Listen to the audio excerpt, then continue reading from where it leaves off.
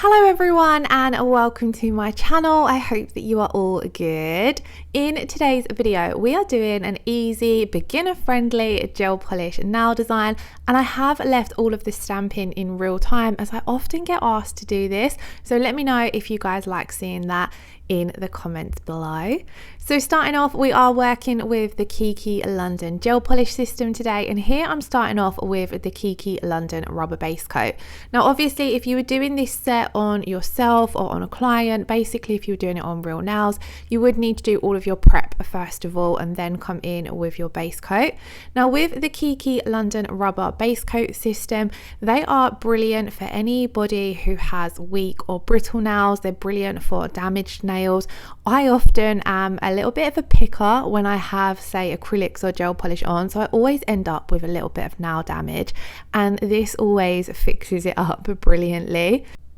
Now the rubber base system does also have a clear rubber base, but here you can see I'm using a pinky nude shade. Now in the collection of coloured rubber bases, I believe there are around 10 shades. There's a selection of pinks and nudes, a couple with shimmers, and there's some milky white ones as well. So I would highly recommend checking them out. Another thing that is brilliant about the coloured rubber bases is you can obviously use them for their colours as well. We will be doing that on 2 of the nails in this video.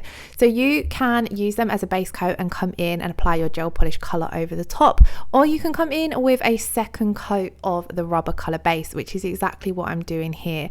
So when I apply my first coat, I do like to really scrub that into the natural nail and apply it quite thin, but then if I'm using a second coat to be the colour of my gel polish set, I'll kind of float this color or this coat on, ever so slightly thicker, not too thick, but as you can see here I've kind of wriggled it up at the cuticle area. I've got a nice neat cuticle line, and then I kind of just float it down towards the free edge. So here you can see I'm just wriggling it up at that cuticle area and then gently floating it down the nail. This is brilliant as it does also provide a little bit of additional thickness and strength, especially for anyone, like I said, who's got thin, weak or brittle nails. And I love the color choices that are available in the rubber color base colors collection. I'm really struggling with my words again today, but as you can see this one is like a beautiful soft pink. So on those 2 middle nails we're going to be using the rubber color base as our colored gel polish, and then on what would be the pointer and the little finger we're going to come in with our gel polish color. So first up, I'm going to be using the beautiful ruby red. This is one of my absolute favorite red gel polishes from Kiki London because it's super bright and it is just your classic elegant red shade. As you can see here, it's very highly pigmented. On this set I only did 1 coat of this color, and that's another great thing about the rubber color bases. They provide a little bit of pigmentation underneath your gel polish shades as well. RB01 in the rubber color base collection is a beautiful white shade, and I find that brilliant underneath any kind of pastels or neons, bright shades that need a little bit of coverage underneath. But here, as you can see, it provided a brilliant base for both the gel polish colors that we're using. So we've got ruby red on the pointer finger, and then we've got rose gold from the platinum collection. Now this glitter gel polish is quite versatile. You can use it for 1 coat if you want quite a sheer glitter base, or you can come in with a second coat if you want even more sparkle. On this particular set I'm only going to be doing the 1 coat because we're going to be coming over the top with some loose glitter, because I wanted to keep this set quite beginner friendly and show you guys how I use a glitter in with gel polish. But before we get to that, we're going to start on our stamping. So for our stamping plate, I'm using the Valentine's Day plate from Born Pretty. I used one of this images off of this plate in my previous stamping video, and I just wanted to use a few more of those images. I don't really feel like I've played around this plate much, and it is very, very cute. For my stamper, I have the Simply Polished Jelly Stamper. I was sent this stamper to review just before Christmas, and I've been using it since then, and I have to say I'm still absolutely loving it. For my stamping polish, I'm going to start off by using the black from CJS. I'm also going to use one of their gold sort of metallic colours as well further along in the video. So when it comes to stamping, Always, even if I've cleaned my plate off before, I always start off by cleaning off my stamping plate just in case it's collected any dust or anything when it's been in storage. So always give it a good clean with acetone, and this way you know that you've got a nice clean plate to start working with.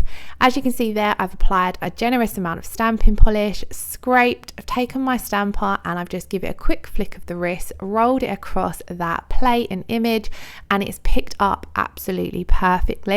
I then like to take a lint roller and remove any image that I don't want to go down on the nail. Then I'm going to line this up and press it down, and it is a teeny tiny bit small for the nail that we're stamping on, but I'm going to line it up as best as I can and then press down, a little gentle rock from side to side, and then I'm gently going to pull this off and that image will transfer on to the nail. And then as you can see, although it was a little bit small at the cuticle area, it was a little bit big around the sides of the nail. So I have a little bit of image left on my stamping plate, and I'm actually going to use that down at the cuticle area to finish up the entire nail, and you can't even notice it. It's stamped down beautifully and covered the entire nail. I really loved how this rose image looked over the nude base.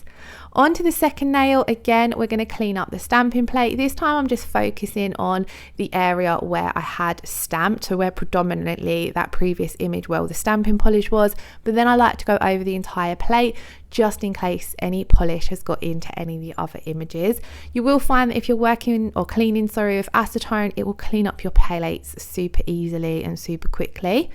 Then on to our next image, I'm going on this one to do the little heart image. It's kind of like the beating heart, I'm not sure how you'd explain this image, and we're just gonna again apply a generous amount of stamping polish, scrape off the excess, and then here I hadn't cleaned up my stamper from the previous image, so really quickly I was just rolling that over my lint roller just to remove any excess stamping polish that was still on my stamper. Then here you can see we've picked up that image. Again, I'm taking my lint roller, I'm very carefully removing any parts of that image that I don't want to stamp down on the nail. Now, if you don't have a lint roller, you can do this with your scraper. I've seen people use like a spare scraper and just press that down. Some people even use one of their own nails, anything that basically you can press it down onto. But I have always found using a lint roller the easiest, because a lint roller is already sticky. It pulls the image off your stamper head really, really easily. Like I also mentioned, I use my lint roller for cleaning off my stamper as well. Sometimes when you stamp an image down, you might still have some of that image on your stamper. So I will take my lint roller and just press my stamper head onto it a few times, and this will remove any of that image. It's also great if you've got a stamper that hasn't got a lid and you might have it on your desk and it collects dust or anything like that. The lint roller is great for just giving your stamper head a regular clean. So we're going to stamp down one more image. So again, I'm giving my stamping plate a really good clean with some acetone and just a paper towel. And this time we're going to work on the red nail. And I wanted to do these cute little lips in this beautiful gold. I'm not 100% sure what this shade is called. It's kind of like a metallic champagne gold, but it's one of my absolute favorite stamping polishes. So I'm just going to apply a small amount because it is only a small image. 1 or 2 scrapes is usually sufficient to remove the excess stamping polish, and then again, as you see, just a quick flick of the wrist, rolling that stamper head ever so gently. Like, I don't apply any pressure, I just gently roll it across the stamping plate, and as you can see, it's picked up beautifully. Then one of the things I love about these style stampers is you are able to look through them and line up that image exactly where you want it to go. I always like to do a little rock and roll. Some people just press straight down and pull straight up, so you will find a preference that works for you, but I always like to press down, rock from side to side a couple of times, and then just gently lift off, and I always find that the image is stamped perfectly. So as you can see, that's all of our stamping done. If you do have any stamping questions, please do leave them in the comments below, and I'll be happy to either answer or do a video relating to that question. Now here I'm going to come in and seal in my stamping on this now before I move on to the rest of the design that we're going to be doing on this nail. So I'm coming in with a top coat and I'm top coating. And I'm simply doing this because I want to do some marbling around that stamping. But let's say, for example, if I did my marble and it went wrong, I don't want my marble to cover this stamped image. If I wanted to wipe any of that marble off using either alcohol or acetone, I would risk wiping away my stamped image. So whenever I'm doing any kind of layered nail art and I've got stamping involved in the layer, or even if it's foils, actually I would do the same. I always like to seal in that layer first of all. This way, if I place down my marble and I didn't like it or it went wrong, I could wipe it off with some acetone and not remove my stamping, because you wouldn't want to remove the stamping if you're happy with it. It's just a waste of time. So just doing that thin layer of top coat is going to seal that stamped image in. Then as you can see, I've created a marble on my nail palette, and I'm then going to take my blooming gel. So I'm going to apply my blooming gel to the entire nail. I only want to marble up the top around the cuticle and down the bottom around the tip area, but it's just easier to apply that blooming gel to the entire nail because I want my marble to bloom in towards the center of the nail where we have that little heart image. So with my blooming gel still wet, you don't want to pop this into cure until you're happy with your marble. I'm going to take my round nail art brush and just start gently floating on this marble. As you can see here, I use 3 Kiki colours. So I used the ruby red that we did on the first nail, black heart, which is the black, and then pink tint for my pink. And I'm just floating this ever so gently into that blooming gel. As you can see, I'm kind of just wriggling my brush to get the gel polish to transfer from my brush into the blooming gel. And the blooming gel is going to do a lot of the work for me. It's going to just start creating this sort of smoky bloomed effect around the edges of the marble, which was exactly what I wanted, but I wanted to be careful that it didn't cover any of that stamped image. And I quite liked the way this turned out because it gave a little bit of a negative space vibe. So once I am happy with how my gel polish is applied, I did sit this down just for a few more seconds just to allow the blooming gel to bloom a little bit more. And then I popped that in to cure for 30 seconds and this was the finished result. I do love a gel polish marble. This isn't one of the best ones I've done, but I quite liked how it worked. On to the next nail, we have already applied our thin coat of the rose gold gel polish. So we've already got a glitter base, and then I want to make this even more glittery. So I have this beautiful, I think this is called rose gold and it's from Glitter Planet. I'm going to take some top coat, pop the top coat down on my palette and just sprinkle a small amount of glitter into that top coat. And then we're going to mix it together. And this is basically going to create a glitter gel polish. I added in a little bit more top coat because I wanted to make sure that it wouldn't look too full coverage, if that makes sense. I do still want to see some of that finer glitter gel polish base. And then using my round nail art brush, I'm simply going to paint this on the nail. Now the great thing is because this is mixed in with the top coat, it's going to give us a super smooth finish. Sometimes when you add raw glitter to a nail, it can feel a little bit bumpy. So if you add it in to say your tacky gel polish and then top coat, it will still feel a little bit bumpy. But by mixing it in with the top coat, it sinks down a little bit onto the nail. And as you can see here, it is already super smooth. And I will come over again and top coat anyway, but it's already looking super smooth. This is what our gel polish design looks like now. We're pretty much finished. So I'm going to come in with my Kiki London No Wipe rubber top coat and top coat all of the nails.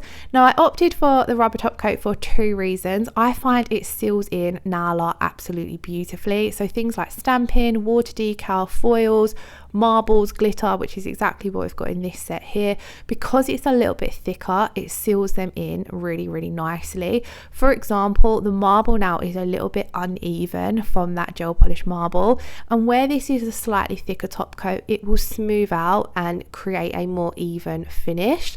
Same goes over the glitter. If you've applied raw glitter, even if you've mixed it in with your top coat, it is, I'd say, like 80-90% when it comes to smoothness, but this is going to fully smooth that out so that you're not feeling any of the bumpy unevenness from the top coat. from the glitter. And the other reason why I opted to use the no wipe rubber top coat is because I want to add some crystals into this set, and I always love setting down my crystals in a top coat, and the no wipe rubber top coat works brilliant for this, again because it's that slightly thicker consistency.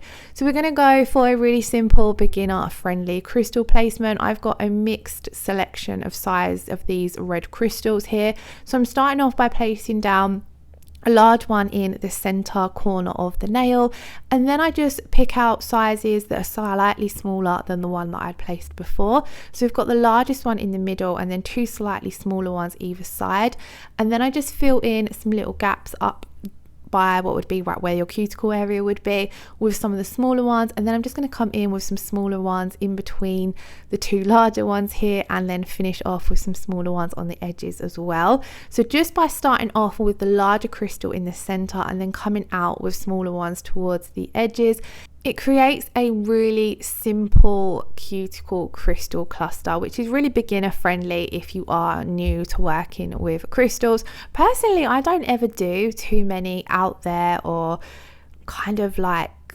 harder techniques when it comes to crystals. I really need to push myself. I have a whole drawer full of crystals of shapes and sizes and colors, and I just don't use them enough. But I'm going to definitely try and push myself to do a few more crystal designs. I probably just need to get on Pinterest and find some that I can copy.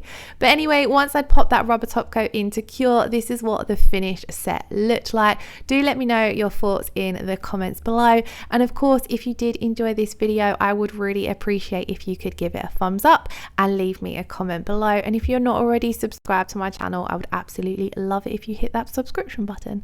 I hope you're all doing okay and keeping safe and well. Thank you all so much for watching today's video. Lots of love. Take care. Bye bye.